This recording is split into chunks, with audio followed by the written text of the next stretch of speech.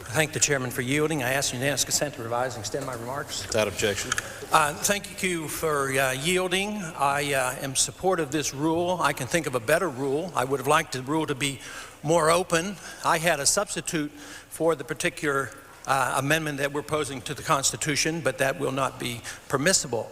But I will vote for the rule. But I have to compliment the authors of this legislation, recognizing that this cannot be done with legislation, that we have to alter the Constitution. Because if you write legislation, obviously it would not be constitutional.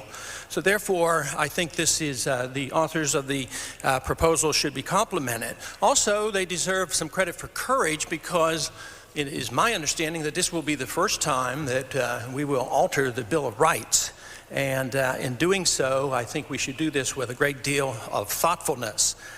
The courts, as we know, have quite frequently limited our freedom of speech. This is why we have the Istock Amendment. We do not, the courts have ruled out voluntary prayer in schools, so we're trying to compensate for that with the Istock Amendment, and I'm a supporter of that. But this amendment is quite different. Instead of expanding the right of free expression, this is curtailing the right of free expression, and for that reason I will be opposing the legislation. We have no flag crisis, and I'm quite concerned that once this is passed in the Constitution, it might incite more flag burnings and more flag desecration. Actually, under the Constitution, a more permissible way and more proper way of dealing with the problem that the courts have presented us is for we as a Congress to withhold the jurisdiction from the courts, then allow the states to write the legislation that was ruled unconstitutional. Matter of fact, even this amendment is proposed, we could change 2 words and make it an acceptable amendment to those of us who interpret the Constitution in a strict manner. All we would have to do is that the states could write the laws instead of Congress. The First Amendment starts out that said the Congress will write no laws. Congress will make no laws restricting freedom of expression. But here, last time this amendment came up, they included the states. It said that Congress and the states could write the regulations and the rules, but now it says only the Congress. I thought we were for less government. I thought we were for less centralization, less police forces up here. I'm quite sure that this will become the job of the BATF. I guess we'll have a BATFF next, because they will have to police the flag abuse.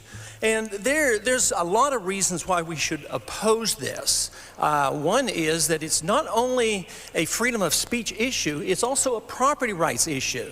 Withholding and restricting flag burning of other people's flags and government-owned flags and on government property, that certainly is legitimate. But freedom of speech and freedom of expression depends on property. We don't have freedom of expression of our religion in other people's churches. It's honored and respected because we respect the ownership of the property. The property conveys the right of free expression, as a newspaper would or a radio station. But once we deal with the property, no matter how noble the gesture, I think that we have to be very, very cautious in this manner.